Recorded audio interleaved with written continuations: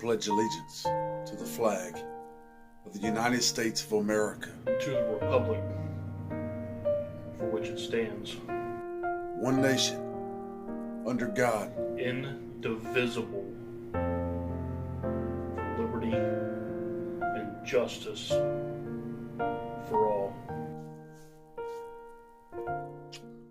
Roll it.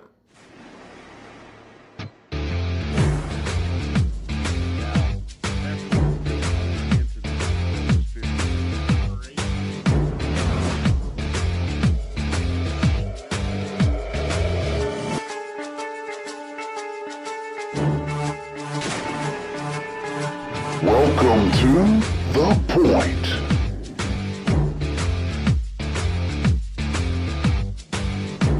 Hey everybody, what is going on? And welcome back to the one, the only, The Point. Your boy Ricky B and the man, the myth, the legend, Haystacks coming at you with another hot and heavy episode. Hey, we got a lot to cover this week. A lot of material, and we're going to try to get through it the best we can, as fast as humanly possible. But this is point or no point. So, no point be damned, right? We're always on point. We always point. We want to talk about everything, but we got some stuff we might have to skim over, but we'll see. The man on the other side of the screen right here, he'll dictate that. How you been, Haystacks? Surviving, man. Surviving. Been colder than hell up here this week. I don't know what's going on. Hey, man, it's like the weather down here in the Carolinas. It's bipolar, man. One day we had a freeze warning last night. Today it was 80 degrees. So, I mean, there you go. They're talking about snow tomorrow, mid-May, snow in Ohio, but, you know. Hey, global warming. I got family in Pennsylvania that literally had snow on the ground yesterday, and we're posting Facebook videos, and I'm seeing the snow going, come on, man. Everybody knows I'm a snow lover. I'm like, get that out of here. But anyway, let's go ahead and jump right into it. Again, we want to get this as tight and compact for the people out there watching the show as humanly possible. Before we do, though, again, a huge shout out and thank you to everyone for the likes, the shares, all that jazz. Word of mouth, all that, the questions, comments, and everything that you guys keep sending in. Just the buzz in general, because, hey, whether it's good or bad, if our name's in your mouth, then we're doing something right? So, first and foremost, Haystacks, point or no point. NFL star, I don't know if you heard this, Earl Thomas held at gunpoint by his wife in a blow-up over alleged cheating. Now, I know you know about this because you're the one who sent it to me.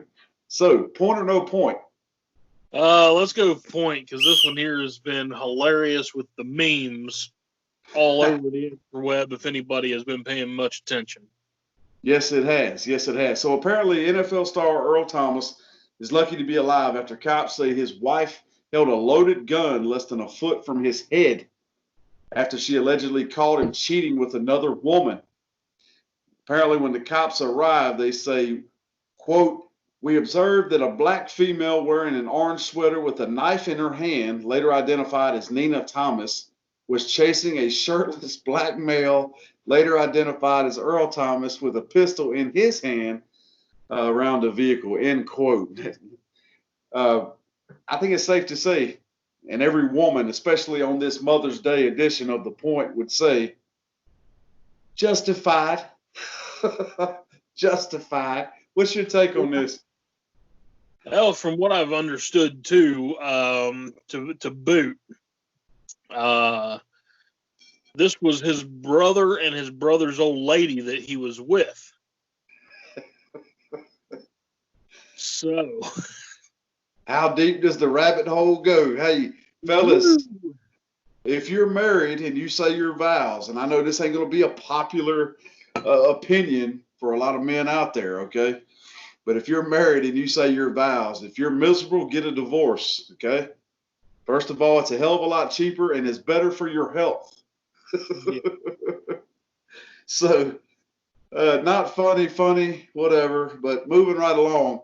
This is a big topic, and we're probably going to spend a lot of time on this, but groundbreaking news that just came out not too long ago. Haystacks, Zion Williamson, who is now a professional NBA athlete. Are you ready for this?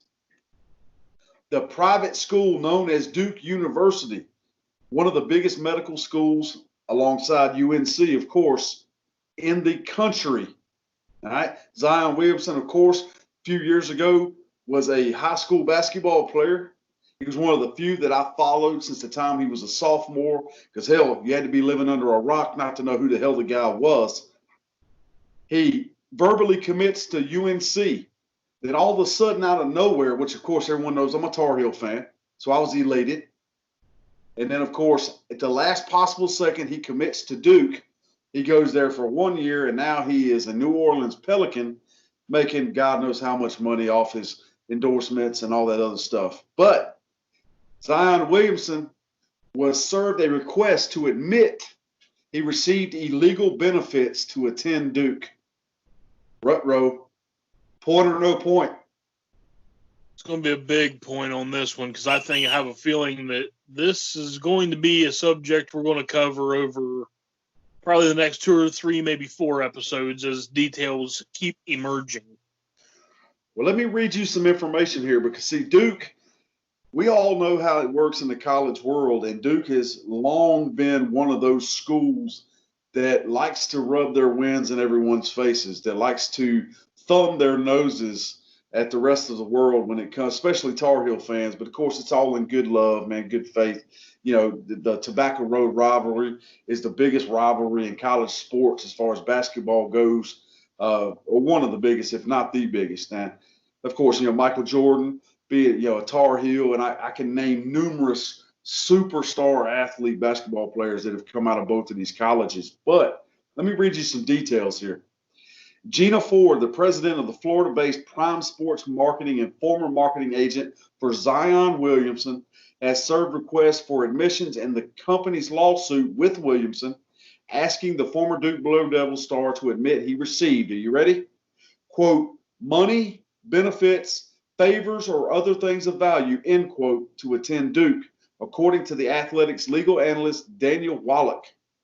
In the 11 bullet points published by Wallach, both Williamson and his mother and stepfather, Sharonda Sampson and Lee Anderson, are named personally. Bullet points. 3 most important points that everyone needs to hear and listen to right here and now. You ready? The order asked that he admit that you knew Sharonda Sampson demanded and received gifts and economic benefits from persons acting on behalf of Duke University, directly and or indirectly to influence you to attend Duke University to play basketball. This was why he was a high school student. Well, yeah, rabbit hole's getting deep, and it's going to get a lot deeper. Listen, the second bullet point that's high points of this order: admit that you knew Lee Anderson demanded and received gifts, demanded and received money and or benefits from persons on behalf of Duke University, directly or indirectly, to influence you to attend Duke basketball. Again, last one. Admit that before you became a student at Duke, you or persons acting on your behalf, including to, but not limited to, Sharonda Sampson and Lee Anderson, received gifts, money, and other benefits from persons other than NCAA certified agents between the dates of January 1st, 2014 and April 14th of 2019. Rutrow. Big time. Now, this is especially interesting considering the NCAA's recent ruling on social influencing and being allowed to be such and be compensated for that. And I want to hear your take on this. I know you're not from the area, but you don't need to be to understand the brevity of what this situation means for universities such as Duke. Here's the thing. Duke is going to take the fall for this, and that's kind of what's sad. If this is what happens, or if this is what really happened, if his family and himself were demanding items and monetary things to get him to sway from UNC to Duke, that's one thing. But for Duke to do it is absolutely ridiculous. And now that he's in the NBA, what are they going to do? They're going to fine him, make him pay the money back on his multi-billion-dollar contract and endorsements. Who cares? Whoop-de-doo. They can't. Right. The Pelicans aren't going to suspend him. So what do you do? So here's Duke. They're probably going to lose. They're going to pay a ridiculous amount of fines. As they should. They're probably going to lose 8 to 12 scholarships. They're going to be knocked out of the NCAA tournament for probably the next 4 to 5 seasons. Deservedly so. For one season? Mm-hmm.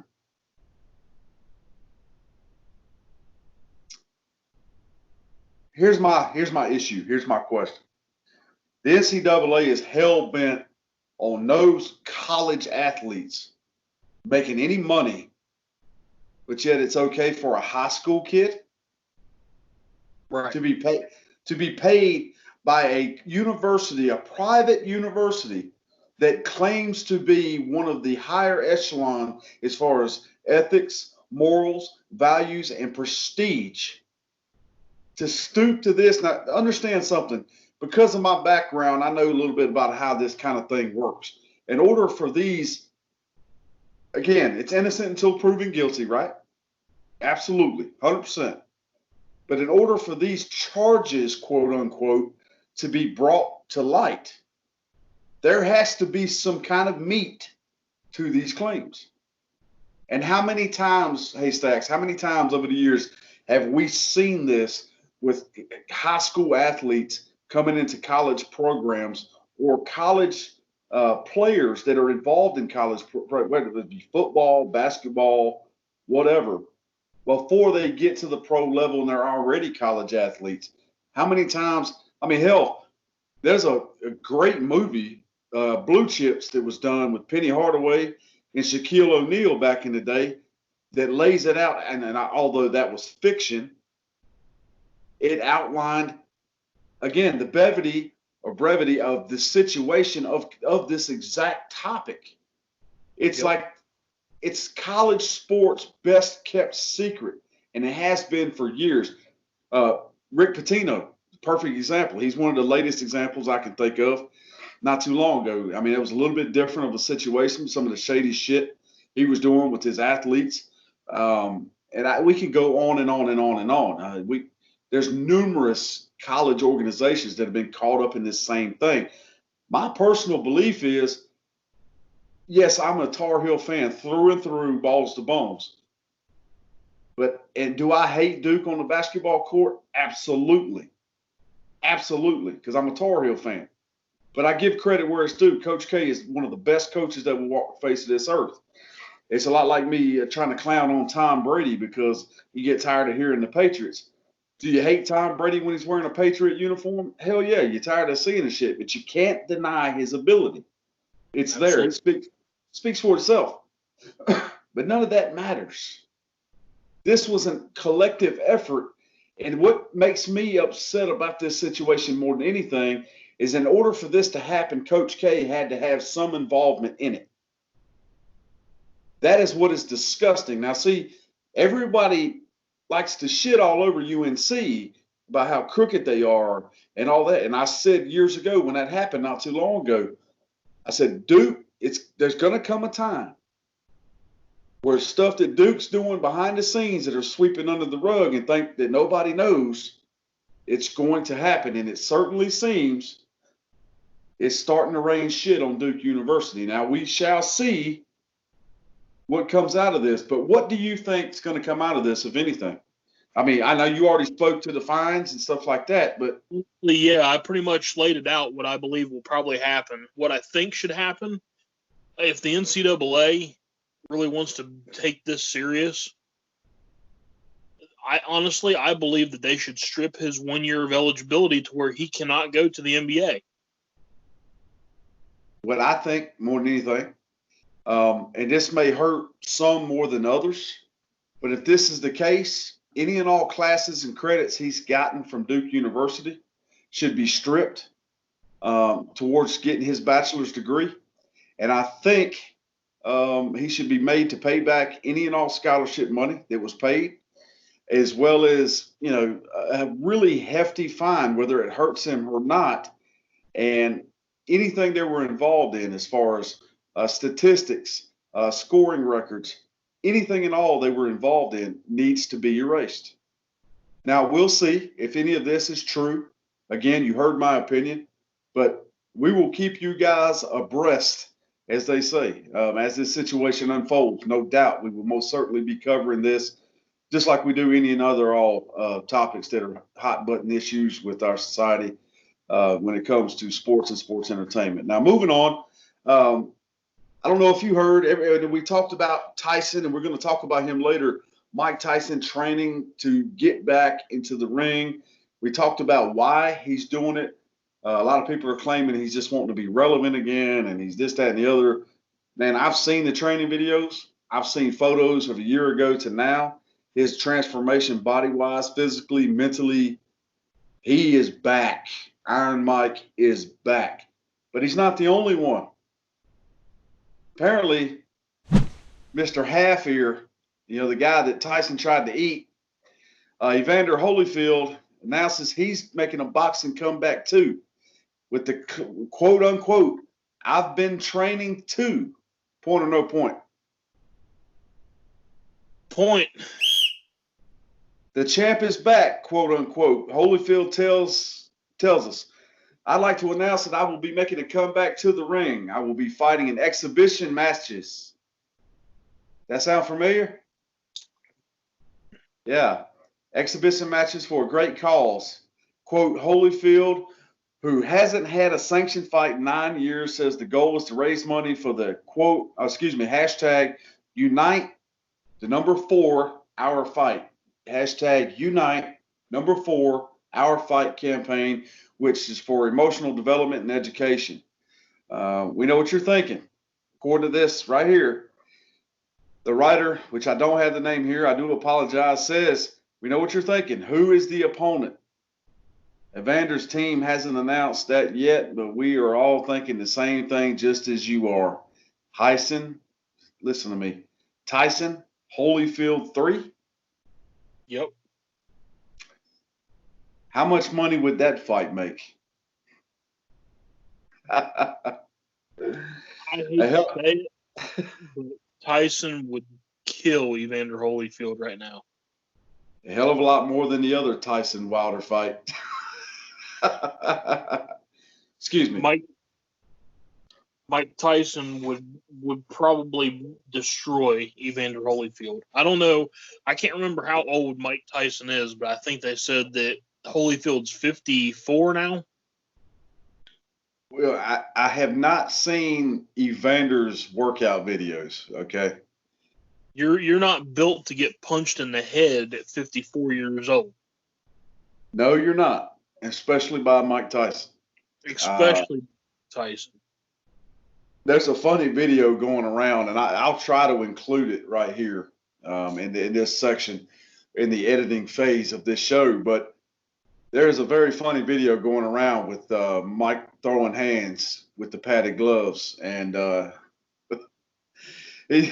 you just have to see it for yourself. If it's not here, I apologize. Google it. It's just pop, pop, pop, pop, pop, pop, pop, bam! The guy goes flying through the wall. It's like a cartoon. It's the funniest shit I've ever seen in my life.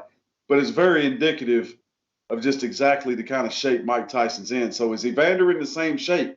Will he be in the same shape? Remember, Holyfield didn't exactly look like he was up to par with Tyson back when. But he did his damn thing. So, again, we'll see what happens. So, moving on. Next point or no point. Cubs Wilson Contreras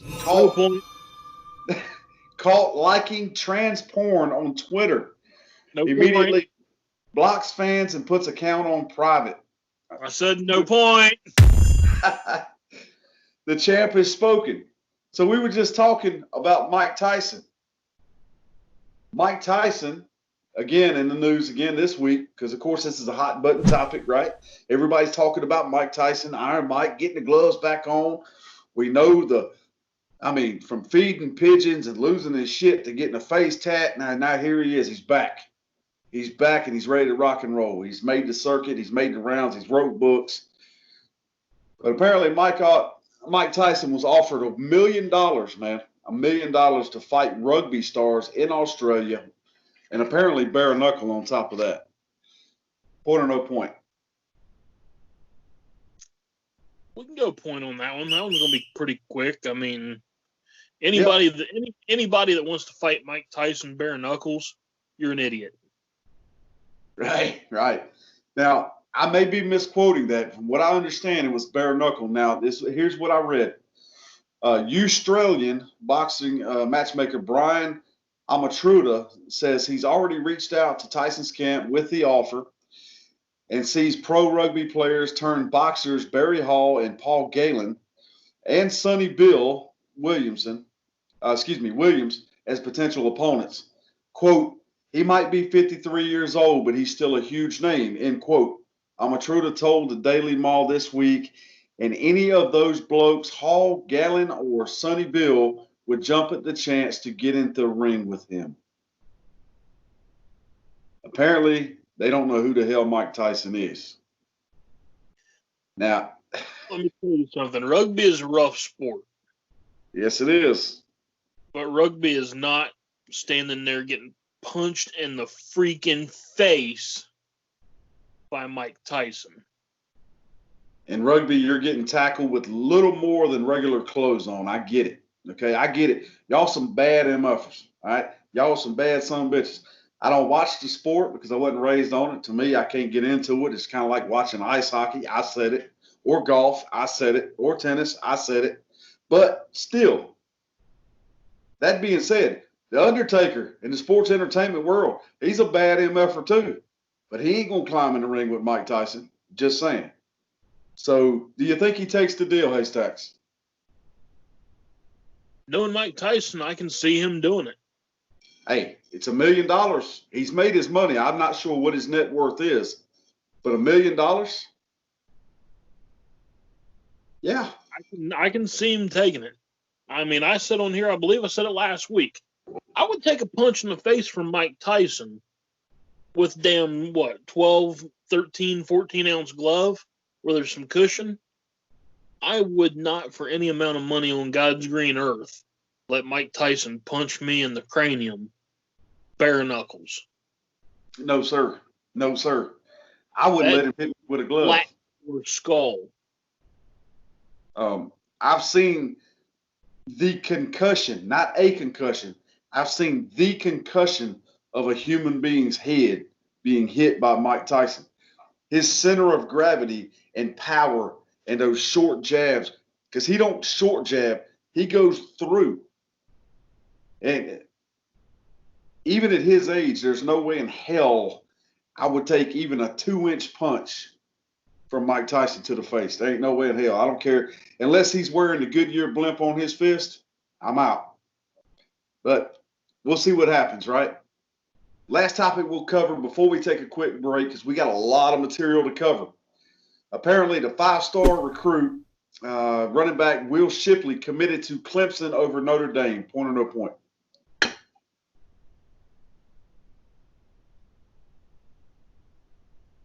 It's not really much of a point, but what the hell? Go ahead. All right. Highly touted running back Will Shipley committed to Clemson on Tuesday. Quote, Clemson is just the place for me, end quote. Shipley said to Rivals.com's Adam Friedman, quote, it was the people that make it up, the culture of the locker room, the atmosphere, the game day experience. There are many things that went into my decision. When looking at the big picture, I just didn't see a place that really showed me and my family and I anything better. Wow. So kind of sharp words, tongue-in-cheek for Notre Dame. Basically, what I'm getting from that is Dabo's check was a little bit fatter than Notre Dame and the Catholic boys. Hey, very well may have been. Everybody knows I'm a Clemson hater, so. Right. Well, we'll see what happens. We'll see how that plays out. We'll see if his decision is how it works out for him. It certainly appears that it will. It certainly appears that Clemson is the better program as far as winning championships, in the recent past. But we'll see how that plays out. I mean, he's a big, like I said, 5-star recruit. He's big dog. All eyes are on him. Wish the young man all the best, but whether it's Clemson, whether it's Notre Dame, he's got an uphill battle because he's just now starting to climb that mountain. So we'll see how it works. See how it works. So I think he'll do well, but Clemson's on a rebuild, so we'll see. They've got, I think, Lawrence for one more season, and then after that, everything's kind of up in the air. And with everything we got going on right now with COVID-19, God only knows what the hell is going to happen this coming up season. So, but anyway, we're going to take a short break. Appreciate y'all staying tuned. Stick around, go grab you a snack, whatever. The break for us is going to be a hell of a lot longer for yours. I promise for you. I promise we're going to be right back. 2 shakes of a lamb's tail. Hey, Stacks. See you in a sec.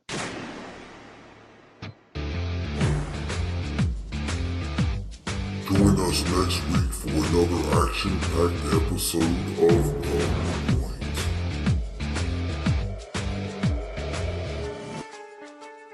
Hey, everybody. Welcome back from the break. Hot and heavy, not stopping, not skipping. This ain't preschool. We're getting right back into the hot button. Hot topics, if you will. Not to be confused with the damn store that Matt and Jeff Hardy shop at in Fayetteville, North Carolina. Shameless plug.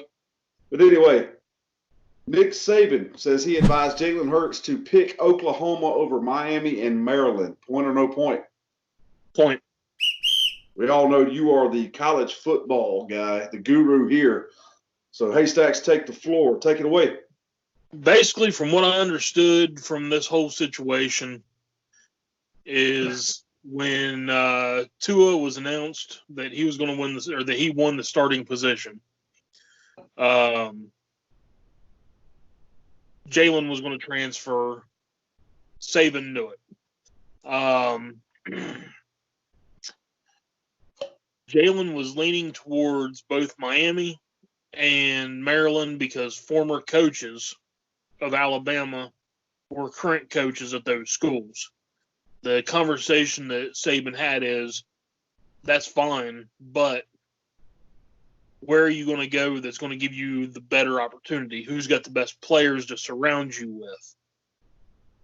And with it being guys like C.D. Lamb and the talent that Oklahoma had, ultimately Jalen Hurts picked Oklahoma. That way he could have that talent around him, which ended up taking him to a runner-up position for the Heisman Trophy. Absolutely, but I think that really speaks to Saban's character, to be able to guide a young man who's wanting to transfer. That says a lot, man. It really does. And I know there's a lot of shit talked about Nick Saban, because a lot like the Patriots, you get tired of the same people, and the same crap. So, again, on top of knowing that there would be a very good possibility that he would have to play Oklahoma and his former quarterback, which they did. Yeah. In the college football playoff, where he could have been like, yeah, go to Maryland, where he knows that they're not even going to win the Big Ten. Yeah. So kudos to Nick Saban. Yeah, pretty interesting out of Saban.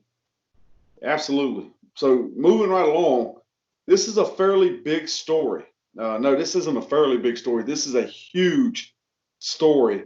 And I know you're following it as well, because I believe you're the one that sent me this particular article.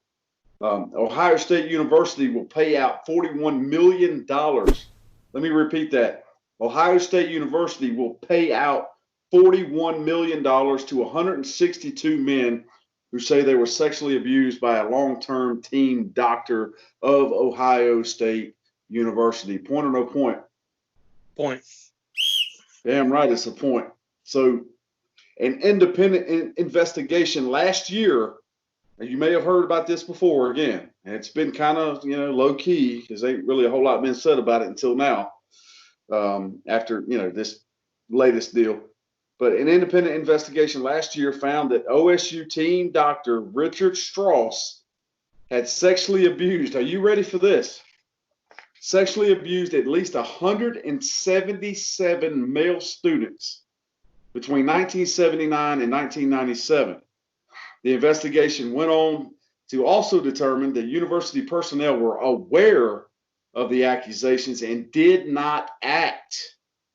A thing that's far too common nowadays with universities and colleges in the 4-year realm.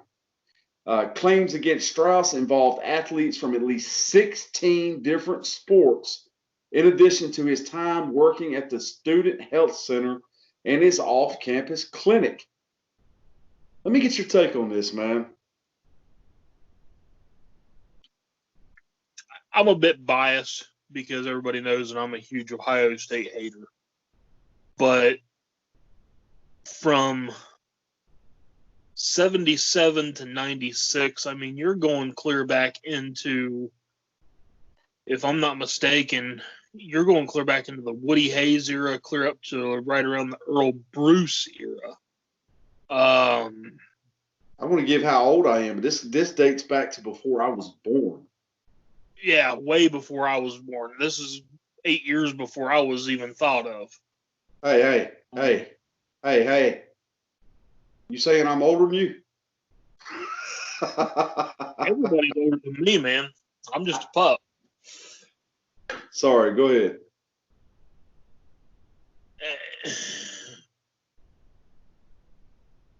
I really don't even know what to freaking say about it, man, in all honesty, because it's like, out of all this, if you break it down, we did the math the other day. Each of these people are only going to come out with about $253,000 and some odd change. After your attorney fees, after your taxes, after the whole nine, basically this university is saying that they covered up, they lied. Now they're paying you off a short change. Basically, your entire life is ruined for $80,000 to $100,000. Yeah, not to mention lawyer fees. I mean, it's. And the university, on top of all this, they're not losing for lying all these years because, of course, statute of limitations. They're not going to lose scholarships. They're not going to be suspended. They're not going to be bowl ineligible. Basically, the school got away with ruining the lives of almost 200 students. Well, yeah. Which further brings my hate of Ohio State. That's everybody put the spotlight on Penn State with Jerry Sandusky, and this right here has basically got no coverage whatsoever. True. And I live right here in Columbus, Ohio. My house I am 4 minutes north of Ohio Stadium. And this has been on absolutely zero news whatsoever. Of course, that's how it works. It works in the favor of big money. And we all know, especially 4-year universities is big money, but I got a little bit of a different take on this, and this may seem insensitive to some people, especially sexual assault survivors. And let me preface this right here, right now, by saying it is by no means okay to sexually assault any human being on this planet. Let me preface that right here and now, because I know the generation we live in, okay? And I know how things can be misconstrued. But how in the hell does one male doctor, and I haven't seen a picture of this guy, but I'm imagining this skinny weasel of a man, this POS, for lack of a better word, how does one single man, better yet, how does 177 men, I know they're students, okay, college students, but how does 177 men allow a man, a team doctor, to take advantage of them in such a way and it doesn't come to light? I mean, this guy was, the last charge of this man was in 1997, and we're just now in 2020 talking about Ohio State University paying out this millions and millions of dollars. How in the hell does that happen without someone saying something? From what I've understood, they did, and it was swept under the rug by numerous high-em-ups. Well, I get that. I get coaching that. But staff, university presidents. I'm going to assume that there's probably been more payouts that we don't know about. Probably. But, you know, now we're in the era of, look at me. Somebody Right. touched me inappropriately. I can get more money because I can get this on a national level. Right.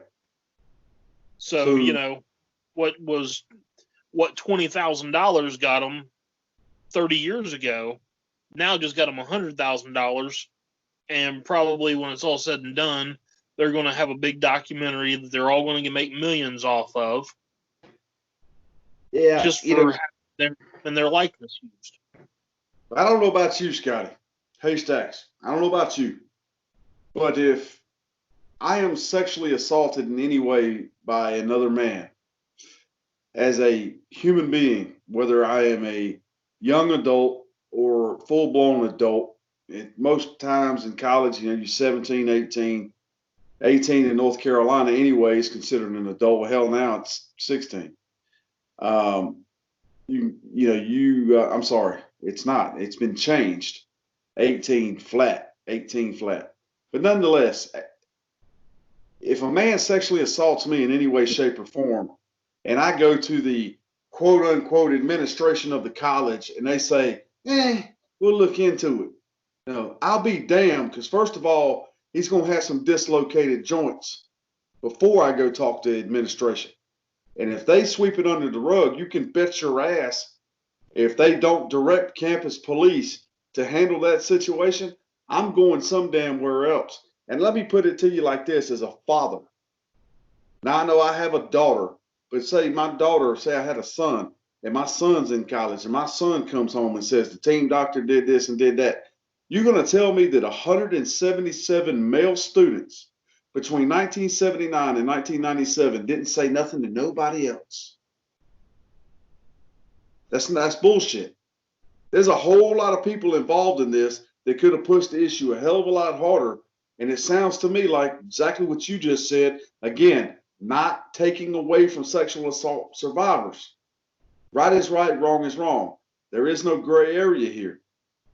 But it sounds to me like the almighty dollar has a hell of a lot more to do with this situation than being a quote unquote victim. Now, that does not excuse this doctor in any way, shape, or form. But if it's wrong and you've been wrong, you fight and you don't stop, no matter what the implications are. Even if you lose your degree, even if you're kicked out of school and blackballed, you take your ass to another college, you do the best you can, you fight, and you don't never damn give up. That's just my take. But for time constraints, we got to move on. And again, you got any questions, you got a beef, you got a gripe, you want to call me an asshole, pointiswhat@gmail.com all day long. We can discuss it. We can debate it. We'll bring you on here and you can give your take. But moving on, point or no point, Haystacks, Mississippi gave, now this is another one, man. This comes from the sports entertainment world. Mississippi, the state of Mississippi, gave the $1 million man, Ted DiBiase's nonprofit, over $2 million in welfare money. Point or no point? Point. Because I think this also ties in with somebody else. It does. DiBiase, who was a wrestler, of course, dubbed the $1 million man, wore a golden championship. We all saw it, with the dollar signs and covered in diamonds. He later turned to preaching and formed a nonprofit in Mississippi called the Heart of David Ministries.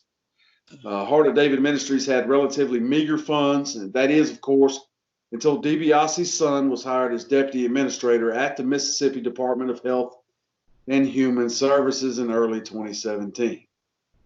We all know how favoritism goes. Good old boy system. And hell, it's even worse when you're family and blood. Both DiBiase's son, Brett, and the director who hired him were indicted last week.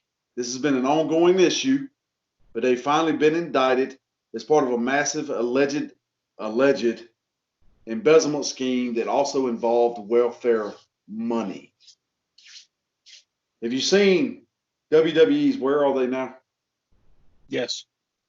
You seen DiBiase Jr. You seen, that whole deal. You remember he had the good run with Cody and Randy, and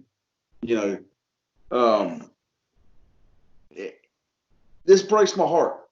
Part of me wants to believe the man that Ted DiBiase Sr. is, being a minister, being involved in changing at-risk youth's childhoods and lives in general. Part of me wants to believe that he does not or did not know the full details around the money and the legal ramifications for it. But let's hear your take, H-Stacks. Yeah, I agree. I'm hoping that he didn't have any involvement in it myself. And it's kind of hard to believe anymore because you see these guys, these televangelists like Osteen. Oh God, yeah. And I would say it. I am not a church-going man, but my father was a preacher. Whether you guys like it or not, if you watch this, I am a firm believer in the good book and the man. But guys like Joel Osteen, and all these televangelists, they're what the good book warns us of. They're trash. They're money-grubbing pieces of trash. And I really, really want to believe that this is a mistake and an oversight by Ted DiBiase. Could I be wrong? Could he be another one? True story. But I think this falls more on Brett than it does. Yeah. Don't get me wrong. Being naive is not a defense. Right. Ted DiBiase is a businessman to ask questions. Right. So we'll see how this business and negotiating contracts. As long as Ted DiBiase has been, to dot your I's, cross your T's, and read the fine print. And if for some reason you've been living under a rock for 100 years, Ted DiBiase was not only a staple and an icon in the World Wrestling Federation, he was also one of the first members, that first set of 10 members of the New World Order, the groundbreaking faction, the life-altering and sports entertainment, changed the entire game. He was one of the biggest guys involved, and of course was the quote-unquote backer of the New World Order. So big fan. I hope this works out. I know more details will come out as it goes along, but we'll see. This has been an ongoing thing, and as it's been going on for quite a while, and it's just now been indicted. So we'll see how these indictments go. And again, as more details come out and we get them, we will shoot them straight to you. Now, moving on. Point or no point. Hey, Stacks, WWE edits out Roman Reigns, the WrestleMania replay of Money in the Bank on Raw.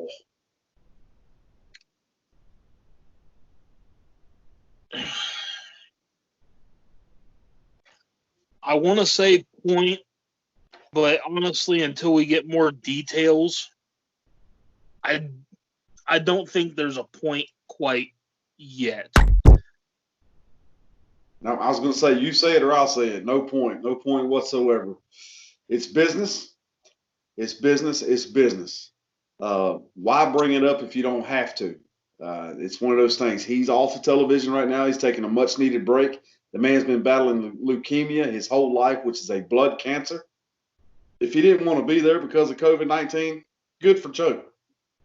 Again, if this comes out to be one of those situations to where Vince has been a D-bag because Joe is putting his health before the business, then we'll absolutely come back to this, and I will say right here live, as I always have, screw Vince McMahon.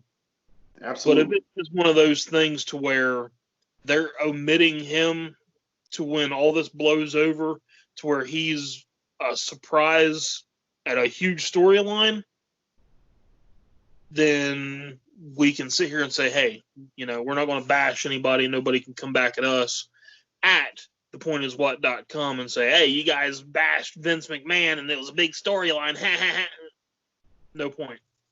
Look, simply put, he's doing what he thinks is best for the family. And I know we said no point, but I'm just going to say this. Why include him and show replays? He's such an emotionally charged character. People hate Roman Reigns' character. You either hate him or you love him. But Joe gives 110% regardless, behind the scenes, on screen, all that shit. Just like the rest of his family always has. The dude's a beast, whether you love him or you hate him. Hell, I'm even sick of Roman Reigns, the character, myself from time to time. But why include him in replays? Because people are going to focus and fixate on him and not the Seth Rollins, the Monday night masseuse or whatever the hell he's going by. And it doesn't matter. Moving on. Moving on. Point or no point. Marshawn Lynch is apparently in talks on a return with the Seahawks, per Marshawn Lynch. Point or no point. Yeah, this will be a quick one, so we'll give it a point. Why not? I'm going to try to read this quote. I love Marshawn. I love his don't give a shit attitude, but sometimes the man is just outlandish. You what? Don't have a stroke on me. Well, quote, Marshawn, quote, well, it's almost on that expect the unexpected, Lynch told ESPN's Scott Van Pelt on Monday when asked about his future. Now, this was last Monday, not yesterday. But, quote, but just as far as right now, what I do know is I'm going to keep it solid. My agent, Doug Henderson, has been in talks with Seattle. So like I said, we'll see what happens. If it works out and I get back up there, it is what it is. And if not, I'm looking good. So I ain't really tripping too much. So, like I said, I love Marshawn until he starts doing the vulgar shit, like grabbing his crotch and all of this stuff. There's kids watching, man. But Marshawn's a good dude with a big heart. I just recently saw him with a video. He was driving around somewhere around Oakland on a golf cart, handing out hand sanitizer and masks to strangers. I mean, just loving life. I mean, dude is doing him. So you got to love him for that. But you think he ends up in Seattle? If he wants to play, I think he will. Because if I'm not mistaken, wasn't it Marshawn Lynch that said that he hasn't even cashed any of his checks from the NFL? He's just lived off of his endorsements? I believe so. Or he's lived off of his checks and he hasn't cashed his – one or the other. He's lived off of some money and hasn't cashed any of the checks from the other. So the guy is not going to play – he's not going to come back for the money. So – does he think that he has one more Super Bowl in him? Well, let's just put it this way. Let's look at the Seattle scenario real quick before we move on to our last topic here. Greg Olson's now in Seattle. Right? You still got Russell Wilson. You still got great wideouts. Now, we saw the whole Marshawn experiment at the end of last year, at the end of last season, right? We saw that, hey, I want to come back. Okay. It didn't work out for Seattle too well. The season didn't end so great. But they might have a shot this year. Now, with somebody like Marshawn, you're going to get the LeBron James effect to a certain degree. You're going to get, all right, what do you have on this team? And Marshawn's a big enough name where they're going to sit down and say, all right, bro, we got this, we got this, they're going to try to get him back. Right. In my opinion, they would have tried a hell of a lot harder if it wasn't for the last couple of games that he came back last season. Right. Because he didn't impress me. No. He didn't look like Marshawn of years past. Now, understand, he just walked back in after being gone, and he was with the Raiders and all this other shit, and he was retired and all that other. So it takes a while to gel, and he didn't have the off season and the OTAs and the practices and shit like that. But we'll see. My personal opinion is he ain't gonna be able to help himself. He'll be back up there if they allow him. If not, he'll pop back up somewhere else to play. And Marshawn, most importantly, is a lot like Sting, the wrestler, Steve Borden. One thing about Marshawn is for sure is nothing's for sure. So, we'll see. Now, last thing we'll touch on. Go ahead. I'm sorry. Cleveland. Hey, you never know. You never know. So, last thing we'll touch on, point or no point. And again, maybe it's a no point. But this is from an auditor. Brett Favre received welfare money for no-show speeches. Point or no point. We'll go into point on this because this kind of ties into that Ted DiBiase story. But I think that it kind of this could either be one of those things that proves they know what was going on, or it could prove the character of Brett Favre, depending on how this investigation goes. So here it is. A nonprofit group caught up in an embezzlement scheme in Mississippi used federal welfare money to pay former NFL quarterback Brett Favre $1.1 million for multiple speaking engagements. But Favre didn't show up for the events. The state auditor said Monday he did not show up for the events after being paid for the $1.1 million. Details about payments to Favre were included in the audit of the Mississippi Department of Health and Human Services. State Auditor Shad White said his employees identified, you ready for this?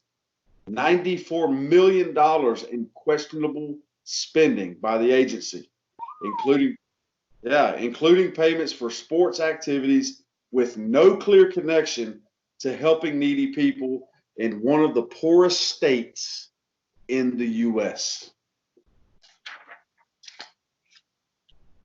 Sounds like there's a whole lot of people. And again, to go a little further with this particular story, again, this ties in with the Ted DiBiase. It's the same story, different people, different celebrities. Right. The only difference is Brett Favre willingly paid back the $1.1 million. This story just broke yesterday that he agreed to pay back the $1.1 million.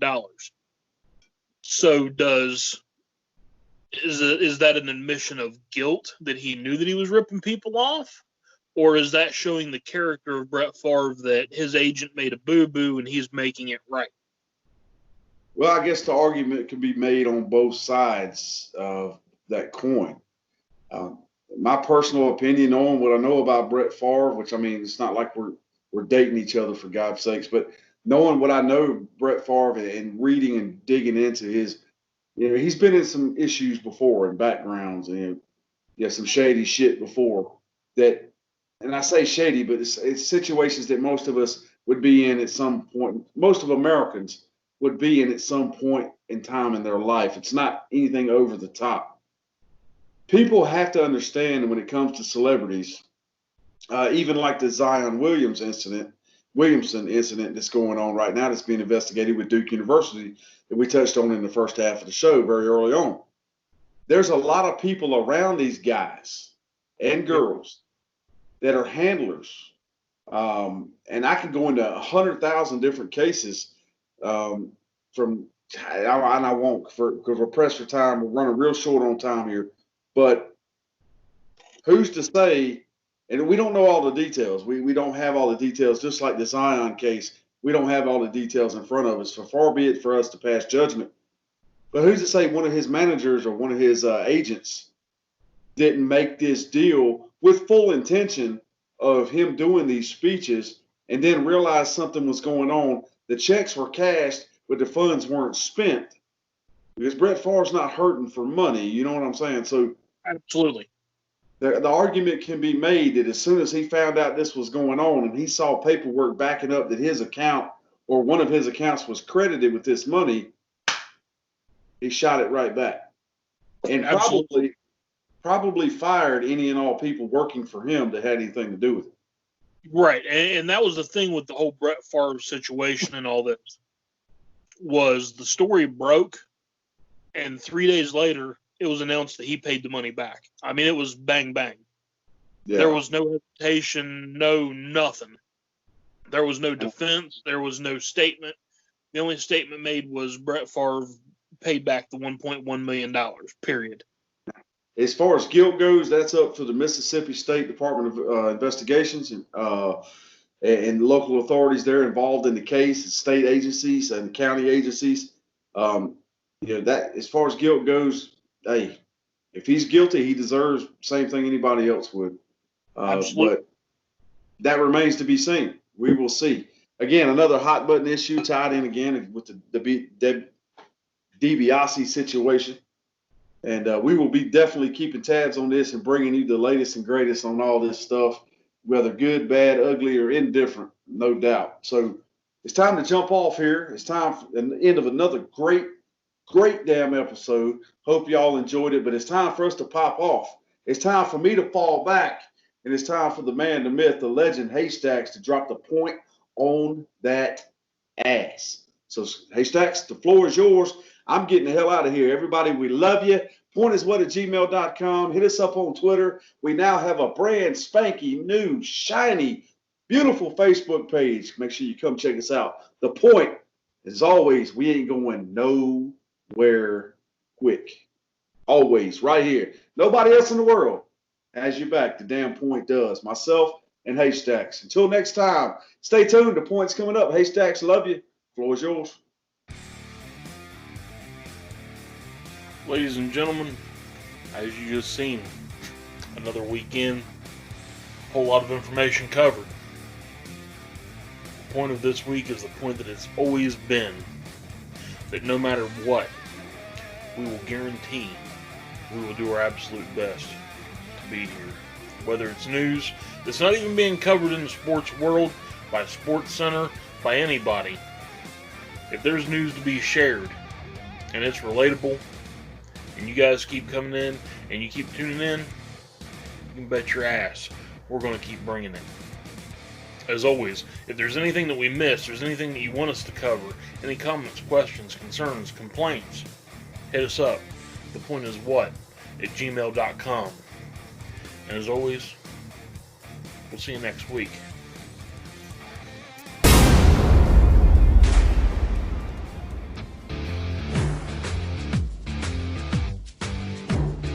Thank you for watching The Point. Goodbye, cruel world.